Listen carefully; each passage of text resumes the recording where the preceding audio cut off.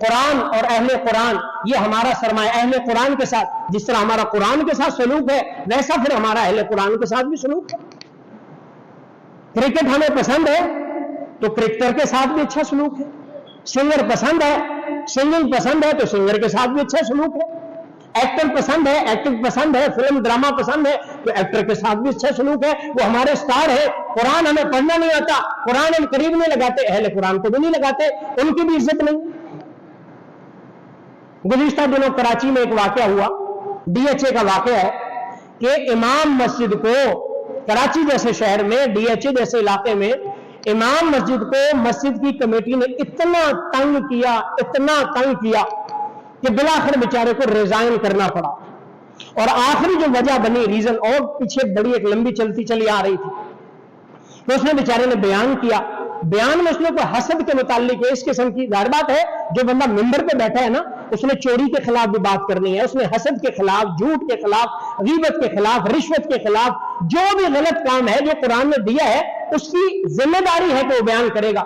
اب اگر میں چوری پہ بیان کروں، خدا نہ خواستہ کوئی مجمع میں چور بیٹھا ہے تو مجھے تو اس سے کوئی غرض نہیں، اگر میں سود پہ بیان کروں تو سودی بیٹھا ہوا ہے سود کھانے والا، مجھے تو اس سے غرض نہیں ہے، اگر میں جھوٹ پہ بیان کروں، جھوٹ بولنے والا بیٹھا ہوا ہے میرے سامنے بیٹھا ہوا ہے، مجھے تو اس سے غرض نہیں ہے، مجھے تو ہے حکم اذان لا الہ الا اللہ، قرآن میں نے بیان کرنے، جھوٹا میں ہوں تو بات مجھ پہ لگے گی، راشی میں ہوں تو مجھ پہ لگے گی، آپ ہے تو آپ پہ لگے گی، سود میں کھاتا ہوں تو وہ آیت مجھے لگے گی، اس کا مصداق میں ہوں، جھوٹا اگر میں ہوں تو جھوٹ کی وعید مجھ پہ لگے گی، اگر آپ ہے تو آپ پہ، بے نمازی میں ہوں تو آیت مجھ پہ لگے گی، بے نمازی آپ ہے تو آپ پہ لگے گی، اس میں تو کوئی بات ہی نہیں ہے، 2 × 2 = 4 والی بات ہے۔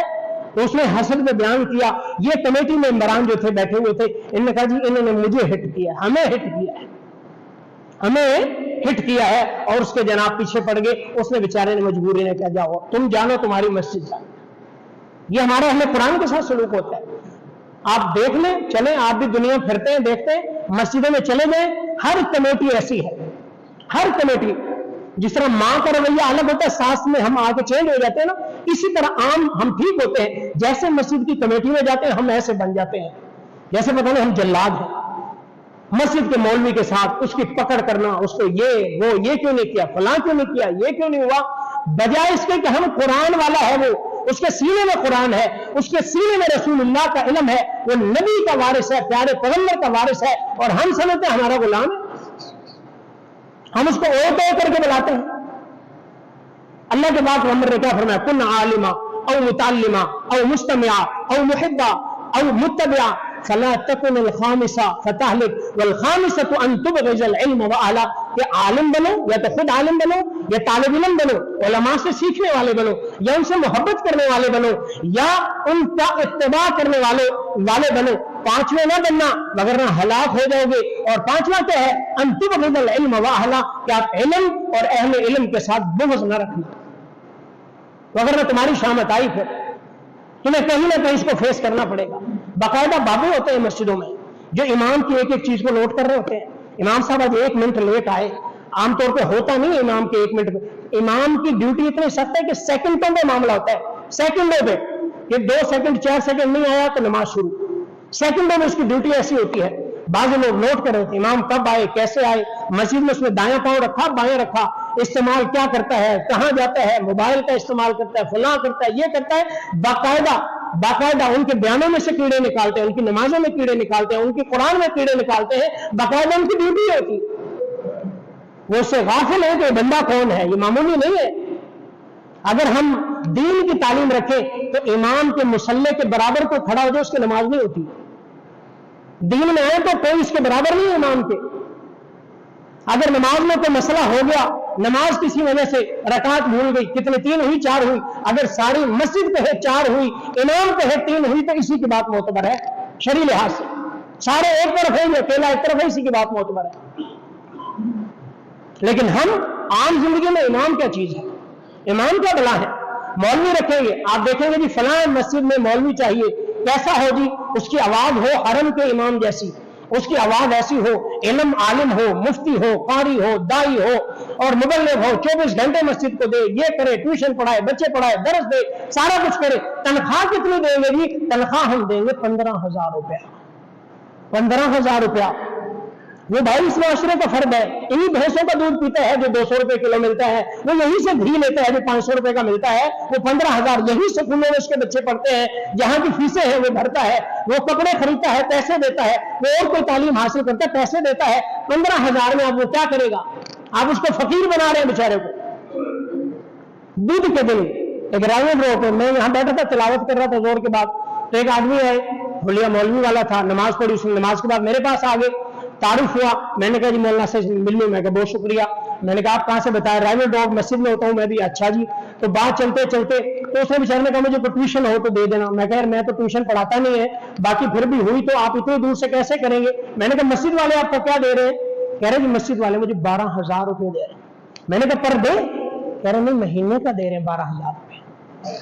12 शादीशुदा बंदा, 12,000 ये क्या शुगल नहीं लगा रहे हैं इमामों के साथ?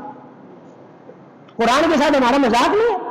इधर एक क्रिकेटर जनाब वो मैच खेलता है तो उसको वजीर आला साहब लेके खड़े थे 15 करोड़ का चेक लेके, ये लो जी जनाब। उसने क्या किया है? छक्के चौके लगाए, क्रिकेट खेला है। आपका क्या फायदा किया उसने? आपको क्या दिया उसने? और इमाम आपको क्या देता है? बच्चा पैदा होता है, उसके कान में आजान से लेकर नाम रखने से लेकर उसके अकीके के मसाइल, उसके जो है वो सारे मसाइल, उसके दम दुरूद, उसके बच्चे के पेट में दर्द, जो भी सारे मसाइल, शादी, निकाह, ब्याह, तलाक, सारे मसाइल, जनाजे तक, कब्र में उतारने तक इमाम साथ है। लेकिन उसके साथ हमारा क्या सलूक है? और क़यामत में भी इंशाअल्लाह इमाम काम आएगा, क़यामत में भी मुसल्ले वाला काम आएगा। आप अलैहिस्सलाम ने फरमाया हाफिज कुरान जो है क़यामत के दिन 10 आदमियों को, ऐसे आदमियों को जिन पर जहन्नम वाजिब हो चुकी है, वो जन्नत में दाखिल करवाएगा। आपको क्रिकेट सिंगर क्या देगा? आपको गाने वाले नाचने वाला क्या देगा? तो इसलिए खुदारा अहले कुरान को, अभी कल परसों की बात है, एक मासूम बच्चा छोटा सा इंटरनेशनल लेवल पर उसने कंपटीशन में फर्स्ट पोजीशन ली है। ईरान में जाके मुकाबला हुआ, इतनी प्यारी आवाज, इतनी प्यारी आवाज, वहां पे पाकिस्तान का रोशन नाम रोशन किया, फर्स्ट पोजीशन लिया कई ममालिक में। लेकिन क्या किसी ने कोई पूछा? कोई आता, कोई सरकारी कोई ऑफिशियल आता जी हमारे मुल्क का नाम रोशन किया, ये आपका इनाम है? किसी को कोई परवाह नहीं। यहां पे तो कोई टिकटाकर होता, कोई नाचने वाला, उसको करोड़ों के चेक मिलते। तो ये हमारी क्या है? ये हमारा इम्तियाजी सलूक है उलमा के साथ, हुफ्फाज के साथ। हम उनके साथ ये जुल्म करते हैं, हम उनके साथ ये रवैये रखते हैं। और आजकल की जो कमेटियां हैं, मुझे अजीब अजीब, खानेवाल का एक वाक़या है, एक मस्जिद की कमेटी। अब कमेटी कौन सी होनी चाहिए? मार्केट का सदर कौन होता है? जो कारोबारी हो, जो मार्केट का फर्द हो, जिसको कारोबार आता हो, वही सदर बनेगा। एरा गैरा तो कोई नहीं बनेगा। लेकिन मस्जिद की कमेटी का कौन मेंबर है?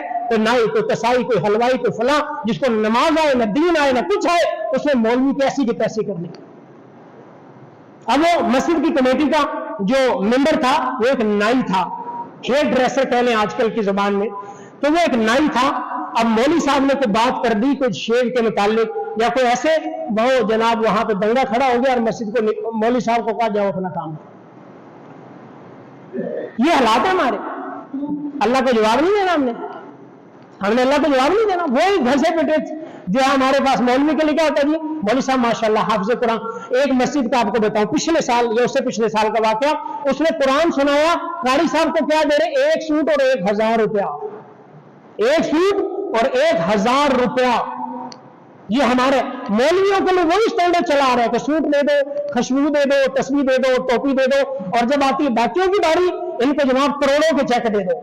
ये छक्का लगाया, ये जो फलां साहब की तरफ से प्लाट आ गया, फलां साहब की तरफ से घर आ गया, फलां साहब की तरफ से फॉरेन टूर आ गया, क्या हुआ जी? इसने छक्का लगाया। अल्लाह का जवाब नहीं है ना हमें। मौलवी को जो देंगे यहां नहीं मिलेगा, लेकिन वहां जो मिलेगा यहां का मुकाबला नहीं है, ये याद रखो। तो इसलिए दीन से जो हमें मोहब्बत होगी तो दीन वालों से होगी, वगरना फिर हमारा यही रवैया रहा, आइंदा नस्ल में तो मौलवी नहीं बनाएगा अपनी औलाद को कि बातें भी सुनो, जो बंदा है बातें करे, जो बंदा तो मौलवी साहब पखा नहीं चलेगा, सफाई नहीं हुई, ये सब देंगी, ये फलां देंगा, ये फलां। और ऐसे ऐसे लोग हैं, मैंने एक वाक्य सुना कि एक जगह पे कोई आम जो है लेबर में काम करता था, उसने वहां से छुट्टी ली, जी मैं आज जल्दी जाना है। क्यों? आज मौलवी का फैसला करना है, मौलवी का फैसला कहने को उसको फारिग करना है। तो ये हमारा दीन के साथ मिजाज है। हम कॉपी करते हैं जी, वहां मौलवी चाहिए हमें सुदैश जैसा। सुदैश ऐसा थोड़ा है, वो लाखों रियाल लेता है, वो मिनिस्टर का प्रोटोकॉल रखता है, उसको कोई चू नहीं कर सकता, उसको हाथ में मिला सकते आप। सऊदीया के माँ ऐसे थोड़े यहां बातें करते हैं मौलवियों पे। तो इसलिए खुदारा हम अपने आप को समझे और अपने मिजाजों को बदले, कुरान को समझे। कुरान समझेंगे तो इंशाल्लाह कुरान वालों से मोहब्बत होगी, कुरान वालों से। और कुरान समझने में फायदा किसका है? हमारा है, हमारी दुआ, हमारी नमाज, हमारे रोजे, हमारे ये सारे के सारे बेस्ड हैं कुरान पर। तो इसलिए कोशिश करें रमजान के सदके से अपने कुरान ठीक करें, कुरान को पढ़ें, उसको समझें, उस पर अमल की कोशिश करें। अल्लाह रब्बुल इज्जत से दुआ है अल्लाह हम सबको अमल करने की तौफीक अता फरमाए।